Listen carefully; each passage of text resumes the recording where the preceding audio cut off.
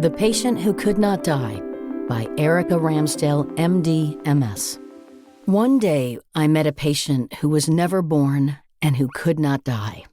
Her name was Maya. She had metastatic stomach cancer.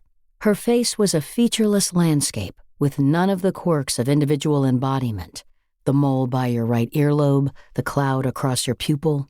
Maya was a virtual human. She was created to train physicians to have serious illness conversations. I had volunteered to interact with her. I opened the visit like I normally do in my oncology clinic. "How are you feeling today?" "Great," she chirped. "How are you doing? What's new with you?" I smiled. "I'm doing okay. I'm glad to hear you're feeling well. Let's talk about how your last chemotherapy went."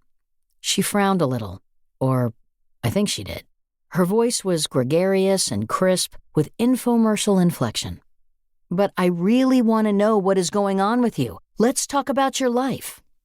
I glanced at the student who was walking me through the software demonstration. He mumbled something about retraining the model and unexpected behavior. I swiveled my focus back to the two-dimensional, uncannily still face and upper torso sitting in the exact middle of a nondescript rectangle. Couldn't tell if she was wringing her hands or sitting on the edge of her seat. Were her fingernails painted or chewed and ragged? Perhaps she wore a plain wedding band on her left hand or a set of brass knuckles. Was she wearing pressed trousers, coffee-stained sweatpants, or the bottom half of a spacesuit? I had no idea to read what she might need from this interaction and from me. No way, that is, except for ignoring unexpected answers and repeating myself, recombining words until I received clear information back. Systematically tweaking a request to keep the desired output is known as prompt engineering when working with AI language models, and it's an essential skill in working with these machines. When working with patients, ignoring their answers, no matter how unexpected, and repeating questions at them is bad bedside manner. Eliciting information from people requires delicate work, not an engineering approach. I tried again. "We're here today to talk about how you are doing with your treatment. Are you having any new issues or symptoms since our last visit?" That seemed to unlock the next packet of information. "Yes," she said, "I'm having nausea. What do you recommend?" I paused for a long moment. Patient speech is rarely this incisive. It's often prismatic, scattering meaning with ambiguous aim, not precise and focused like a laser. They will tell me about the lasagna their neighbor brought over, and it was finally something that sounded good to them. They've been struggling to find anything to eat. They get a queasy feeling in their stomach, and everything tastes too salty. The other night, in fact, they had to excuse themselves from the table to throw up in the bathroom 3 times. Then they remembered to take the pill for nausea. You know the one, right? The little white one? The feeling went away, but there's still an unsettled feeling at times, and they can't describe it. But it just doesn't feel right. One of the first things I teach clinician trainees is to ask a broad, opening question and then listen without interrupting. Physicians interrupt patients after a median of 11 seconds of speaking. The rapid-fire, "only the facts, ma'am" exchange may feel more efficient, but uninterrupted narrative is far more information-dense and efficient overall. I usually learn almost all I need to know from listening to a story, even if it rambles. I conclude that I cannot offer a recommendation without more context. "Tell me more about your nausea," I prompt. "Is this a new problem? How often do you have it?" "I have nausea every day," Maya responds. "Is there something I should take?" After another couple of exchanges, I give up and start reciting information about nausea medications. Maya's responses are unvarying in format, a short declarative statement and a follow-up question. No space opens where I can glimpse the suffering person, let alone have a serious illness conversation. Language is always inadequate to suffering, but real humans stretch and strain and mold and sculpt it. They make use of its pauses, throwaway sounds, and interstitial noises, constantly testing its generative potential to encompass new meanings. The AI models that are used to create software like Maya are often referred to as generative AI.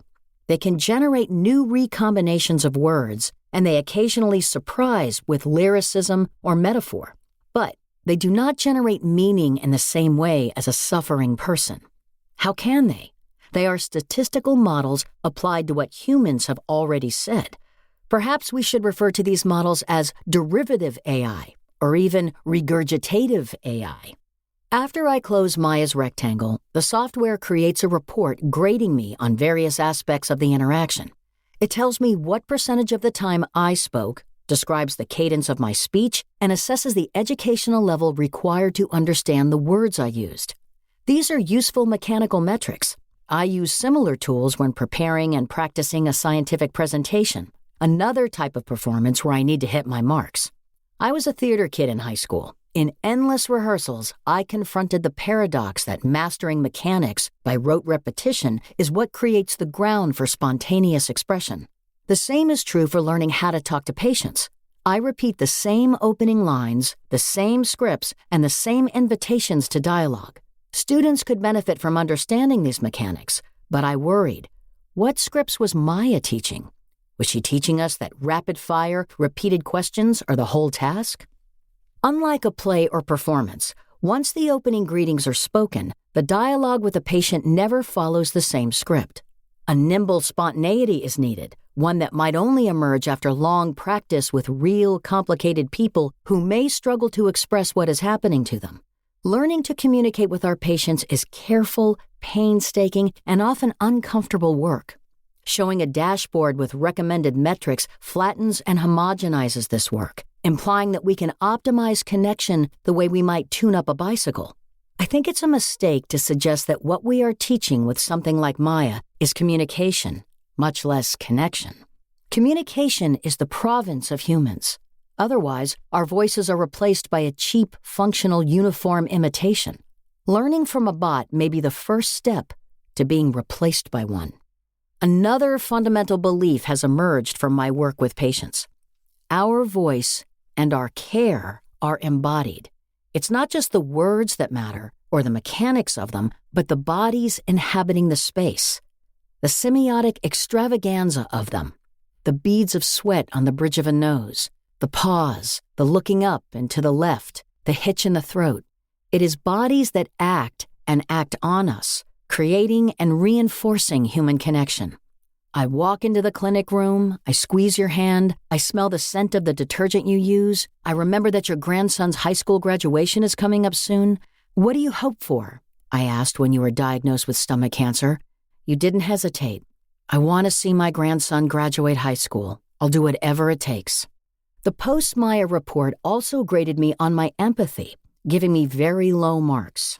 It suggested how to improve by saying things such as, "That sounds very difficult," or "I'm sorry you're experiencing this."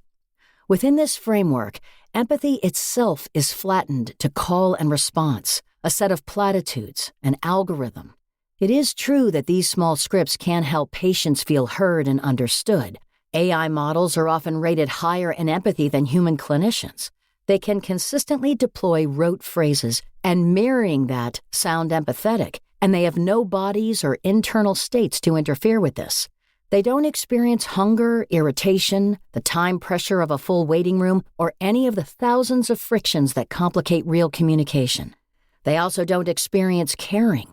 They may make patients feel heard, but comparing what they do with what a human clinician does shrivels the space of empathy, reducing the complexity of embodied interaction to a simplistic script. Machines do not teach humans to be more human, and when given the choice, patients prioritize human connection over empathetic phrasing. The art may start with a script, but it doesn't end there. We've used scripts to teach communication for decades. Standardized patients, I've always found this label a bit absurd, have been involved with modern medical education since the 1960s. But unlike AI, standardized patients are not truly standardized. They are human. There is the possibility of real embodied connection rising like the sun beyond their script's horizon. They bring their lived experience and demands for moral accountability into the educational space. Maya, however, is contextless, a set of regurgitated statements with no lived experience throwing them into relief. She was never born. She never experienced a mother's warmth or a mother's rejection. She's never plunged into an ice-cold lake and felt the nerve endings in her skin awakening all at once. She hasn't smelled lilacs, nor tasted a neighbor's lasagna. She has no grandchildren from whom she hopes and fears. She will never die. What was I empathizing with? Is empathy just the performance of the mechanics of empathy? It is a definition that erases its own subject, a recursion, a black hole of meaning. I believe that empathy requires introspection and embodiment, whereby one uses one's own experience to understand the experience of another, to understand what someone is trying to say, and to understand what they are saying in context. This echoes the origins of the word itself, from the Greek empatheia, em plus pathos, in feeling. You have to go in to feel out. For a disembodied machine, what does empathy mean? Something in me recoils at learning empathy from an AI avatar. Perhaps it's the same part of me that loves the slipperiness and fluidity of language, qualities that allow us to sculpt it into art. AI is already affecting how we speak and think, homogenizing linguistic texture and flavor. We might think that we are happy about standardizing language. We are tormented by uncertainty. We can imagine that if we simply close off semantic loopholes and allow real, precise meaning to show itself, we'd understand exactly what to do, exactly what is right. But in natural language, words are riotous and always evolving and demand context. There are words that mean many things, depending on the words around them and the way in which they are said and the body language accompanying them. There are words that mean both one thing and its opposite simultaneously. To cleave can mean both split apart and stick together.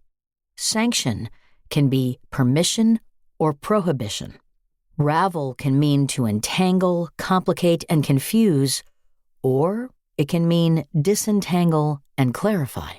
Machines cannot unravel all of this, by which I mean they cannot ravel it, and by which I mean humans create meaning that machines cannot detect. In the space between bodies, empathy and connection emerge through fumbling toward shared meaning.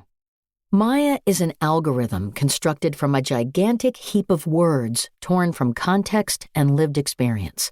The definition of empathy as the mechanics of empathy is the only one Maya can offer.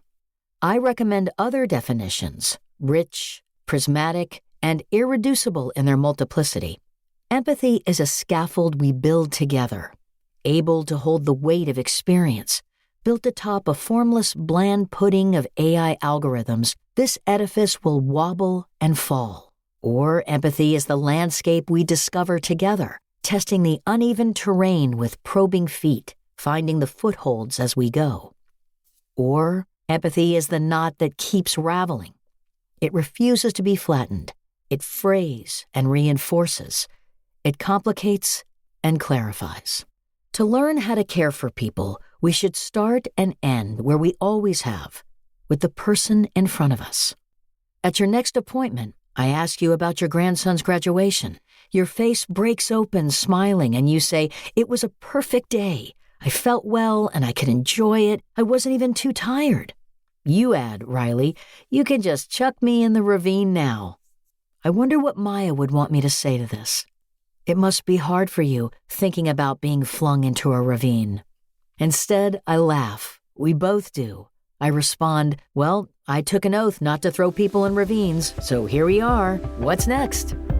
And you tell me. Welcome back to JCO's Cancer Stories, The Art of Oncology. This ASCO podcast features intimate narratives and perspectives from authors exploring their experiences in oncology. I'm your host, Mikkael Sekeres. I'm Professor of Medicine and Chief of the Division of Hematology at the Sylvester Comprehensive Cancer Center, University of Miami. We are so thrilled to have joining us today Erika Ramsdale, an Associate Professor of Medicine in the Division of Hematology Oncology at the Wilmot Cancer Institute, University of Rochester Medical Center. She will be discussing her Journal of Clinical Oncology article, The Patient Who Could Not Die. Our guests' disclosures will be linked in the transcript. Dr. Ramsdale and I have agreed to address each other by first names. Erika, thank you for contributing to Journal of Clinical Oncology and for joining us to discuss your article today. Mikkael, I'm delighted to be here, and thank you for having me. I always love starting with just asking if you can tell us something about yourself. Where are you from, and can you walk us through your career up to this point? Yes, so I am originally born and raised in Kansas. Went to medical school there, and then did all of my training in Chicago after medical school. So I am a geriatrician and an oncologist, or Wow. if you prefer, a geriatric oncologist. And so my clinical practice is seeing patients older than 70 with gastrointestinal malignancies, is where I've ended up. I've been interested in a long time in data and how we use information and how we come to grips with just the massive amounts of data that are coming at us as physicians, and trying to situate that within an individual patient encounter. So long story short, I went back and got a degree in data science a few years ago. So I am also a data scientist. My research has really shifted to focus on the use of some of these new tools like artificial intelligence or AI and machine learning. And so I have a lot of different research projects and facets that I'm looking at there, and in particular related to older adults, how we can use these tools in a trustworthy, safe manner, how they're using these tools, meaning our patients. A lot of interesting questions. So I'm curious, Erica. So I have a degree in epidemiology. I would consider myself to be a data scientist because I love data, just steep myself in it, love analyzing output from SAS or SPSS or equivalent programs. How does what I do differ from what you do as a data scientist? So I work with a lot of epidemiologists, and you all are some of my favorite people to work with. So I consider, anyone who loves data and is working with it in sort of a structured way, I would say is a data scientist. It's a term that kind of is a broad umbrella. So I think people will have different definitions. In my research, I focus a lot on the analysis and working with folks like you to understand the analytic questions and the methodologic approach. But I also think a lot about the infrastructure that allows us to use these tools and to use data. So both the technical infrastructure that we need, the hardware, the software, how do we build these pipelines, these analytic pipelines with these new tools? Because it's often the case nowadays that you can't just run everything on your local laptop. When I started doing analysis, it's just, you do it in RStudio or you do it in Python, or, and you can do it right on your laptop. Now we have such big data sets and complicated methods like AI. It's often infeasible to do that. So I actually spend a fair amount of my thinking and career trying to think through and actually build the infrastructure for us to be able to do this work. Oh, how cool. I think you have a bigger brain than mine. You could have just said that. I don't think that's true. I work with a lot of big-brained epidemiologists, and I'm often a little bit intimidated. Epidemiologists think about causality and questions related to analysis in a different way than I'm trained as a data scientist, and I love that. I love that collision and that interdisciplinary nature of these discussions. I'll very quickly tell a brief joke about epidemiologists. I think there's only one joke about epidemiologists. So two epidemiologists meet at a conference, and the first says to the other, "Oh, how have you been doing? What's been going on? And how are things going?" And the second epidemiologist says to the first, "Well, compared to what?" Right, right. That I think sums up epidemiology, right? It's all about the control group and not the cases. It is. I've found it really interesting to think about different ways of looking at how we interpret data. I'm trained, data scientists, quote unquote. Those of us who get data science degrees are trained in a very different way. We sort of may have a tendency to just dump all the data in the model and see what happens. It's a very exploratory approach versus more of a hypothesis-driven approach and thinking through the causality and all of the things that you all think about. I've found it really interesting to use both of those lenses in my collaborations with folks. That's great. That's fantastic. So switching from data scientist very abruptly to writing, we don't get a lot of submissions from data scientists to the Art of Oncology section. So when did you start writing narrative pieces, and why do you write? Wow. So I have always loved writing, but I've always done it for myself, not necessarily for external audience. It's the way that I really think through complex ideas and try to figure out why I'm feeling a certain way. So journaling certainly, but also some of these narrative pieces to kind of integrate how I'm thinking about something and how, what I'm reading about a topic.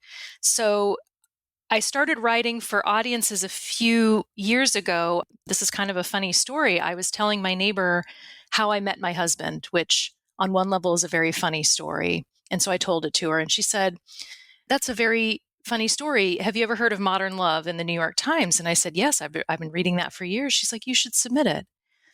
And so I said, "Oh, okay." I've never thought about doing that. I went and wrote this story. What came out was a lot darker version. And it was very cathartic for me to write. And I sent it off. I was like, well, that was great. I'm never going to hear anything back. Right. A few months later, I did. So they published this piece in the New York Times in this column that I've loved for many years. And it was very scary to put myself out there in that way. It was terrifying.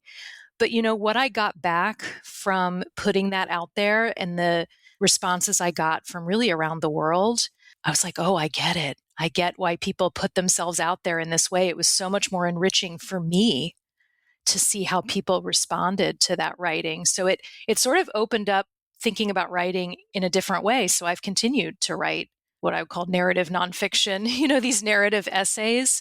And it's been this whole different new facet of what I do that's been so rewarding. It's so rewarding to hear what people have to say about what you put out there. Just so our listeners realize, Erika went for the brass ring for her very first submission and got it. That happens like never in your writing careers. I mean, that's amazing that you got a Modern Love publication from just throwing it out there. It still stuns me all the time, but I was like, oh, here's an open door and I'm going to walk through it. That's amazing. How often do we get to do this? Well, that's true. And we wrote a piece in Art of Oncology called The Art of Oncology to help guide submissions to Art of Oncology. And we really lead with exactly what you just said, and that is vulnerability. And the bar for vulnerability in an era where people post on TikTok them getting ready in the morning, right, applying makeup in the morning, is so much higher now than it was 20 years ago. Right? 20 years ago, as a physician, I think writing about any of your feelings was considered like uber vulnerable. Now, that's just the price of admission to even thinking about writing. And it is scary at first. And you're right. I think it is that, well, just what you said. It's that reaction and the positive reinforcement where you say, okay, this felt really unsafe when I first did it, but I realize there are people out there who will make it a safe space for me. I certainly felt that. It really reinforced, human connections, and humans are looking for that. And once you put it out in the world, it's still your story, but it's almost not your story anymore. It's also how people react to it and read it. And that was so rewarding for me to see and helped me feel very connected in a different way. So I will tell you, is I write pretty regularly for the Washington Post, and there's an opportunity for people to put comments up with your piece. So there are a lot of supportive comments. There are a lot of comments where people feel very free to point out gaps in my own writing logic. Yes, I'm sure. Shall we say. But it's really a tremendous opportunity. I always read the comments.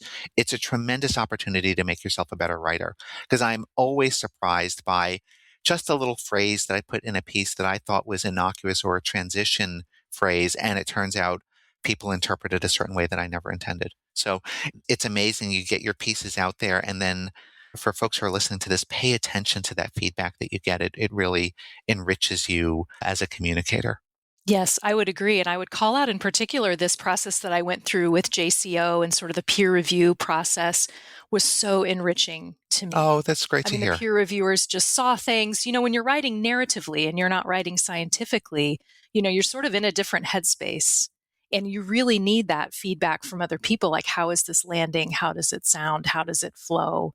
It helps my scientific writing as well, but it's a different sort of feedback. And I found this process really enriching. So thank you for that. It made the piece a lot better.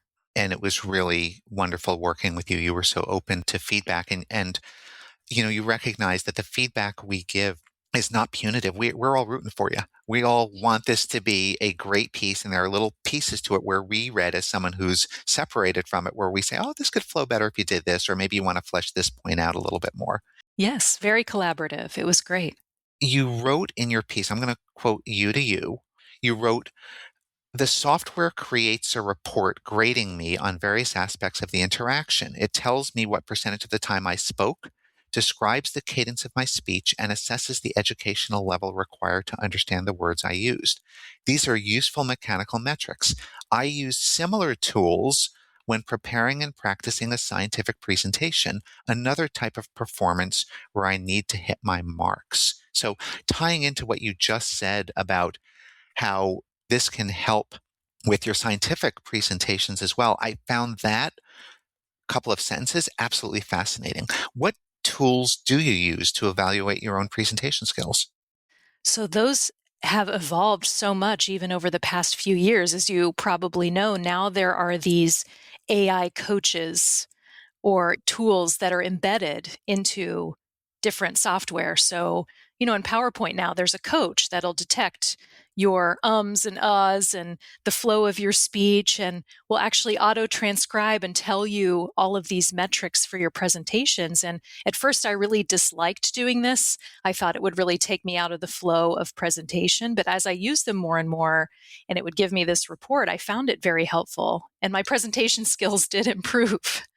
If I can ask you to be vulnerable for just a second, what was it that these tools picked up on in your presentation that you had no idea you were doing? Yes, I think the main thing it picked up on was that I spoke way too fast. I am always trying to cram as you know, these presentations, you can never get in as much as you like. They go fast, and you do have to speak sort of slowly and deliberately and sort of parse it out for folks. And so that was the main feedback. You need to slow down. You need to let your message land. You need to make sure that people have some time to think about what you're saying. You seem incredibly open to feedback, which is really a wonderful quality, I think, in a doctor, in a scientist, a writer. You discuss in your essay the complicated nature of a dialogue with a patient. And again, I'm going to quote you because I can't do better than what you wrote yourself. You write, unlike a player performance, once the opening greetings are spoken, the dialogue with a patient never follows the same script. A nimble spontaneity is needed, one that might only emerge after long practice with real, complicated people who may struggle to express what's happening to them. Learning to communicate with our patients is careful, painstaking, and often uncomfortable work. Could you talk about that a little bit? Yes, so I think the easiest way I can frame it for you from my own experience is that I initially wanted to be a pathologist. I did not want to talk to patients. I was a very shy, awkward, still very introverted. I know I don't present that way anymore, or so I'm told, but still a very introverted person. And I thought, I can't do this. I can't talk to patients. They're going to see my awkwardness. They're not going to like it. And so I actually went down that path pretty far. I did a year of sort of pathology before I switched to internal medicine. Then I was sort of terrified of interacting with patients, and I did some work in narrative medicine. I was like, okay, the way I'm going to learn to talk to people is by going and reading their words and reading their stories. I get a lot of things through books and through reading rather than direct interaction, or at least that's how I was initially. And so for me, this really was really uncomfortable, painstaking work with myself to get comfortable first with patients, just at a very basic level, and then to get comfortable with these things that they're telling me. As oncologists, we're often seeing people on some of the worst days of their lives, and they may have all kinds of feelings coming out that are vulnerable and uncomfortable to sit with, and sometimes even coming out at us. And so this has been looking back to where I was, and now there's just been so much growth. And I say this all the time in a lot of rooms I'm in. When I'm talking about communication, I say patients taught me everything I know, in all the rooms, because it's been so enriching for me to learn how to do this. I love how methodical you are in developing your own skills. And I think a lot of people believe that effective communication is something you're born with or you're not. And it's actually not true. I think a lot of us in medicine started out as introverts and had to learn how to communicate. And I'm going to ask you a little bit of a controversial question. Okay. You call out AI in your essay for its rote demonstration of empathy using stock phrases. Aren't physician communication courses guilty of the same hubris that saying an emotive phrase doesn't always equate to empathy? Yes, granted, I have not been in a course. I'm only sort of peripherally aware of these courses. But yes, I think that's how we start to teach, empathy. And I don't actually think that's a bad starting point, as long as we realize it is only the starting point. And there's a great book. It's actually a set of essays that I would love to put out there. It's Leslie Jameson, The Empathy Exams. And she is a standardized patient. She works as a standardized patient and writes about this. And she says this too, we have this checklist that we tell doctors, yes, you did this, this, and this, and you're demonstrating empathy. And she writes about it as well, that it's really not about the words that are said at the end of the day, even though that's what we're graded on often. And yes, I think that's a good starting point. We need to have something that we can sort of start the conversation with. These rote phrases are really helpful. It just doesn't take us all the way to relationship and to relating and to empathizing. So I guess that's where I would settle out. They're useful, but they're not the whole story. I think that's actually a beautiful way to end this conversation, which I do believe, Erika, we could continue for another couple of hours. I would enjoy that. Yeah. I have so appreciated having Dr. Erika Ramsdale, who's an associate professor of medicine in the Division of Hematology Oncology at the Wilmot Cancer Institute, University of Rochester Medical Center, here on JCO Cancer Stories to discuss her essay, The Patient Who Could Not Die. Erika, thank you so much for submitting your article and for joining us today. And thank you so much for having me. If you've enjoyed this episode, consider sharing it with a friend or colleague or leave us a review. Your feedback and support helps us continue to have these important conversations. If you're looking for more episodes of our award-winning podcast and Context, follow our show on Apple, Spotify, or wherever you listen, and explore more from ASCO at asco.org/podcasts. Until next time, this has been Mikkael Sekeres for JCO Cancer Stories, The Art of Oncology.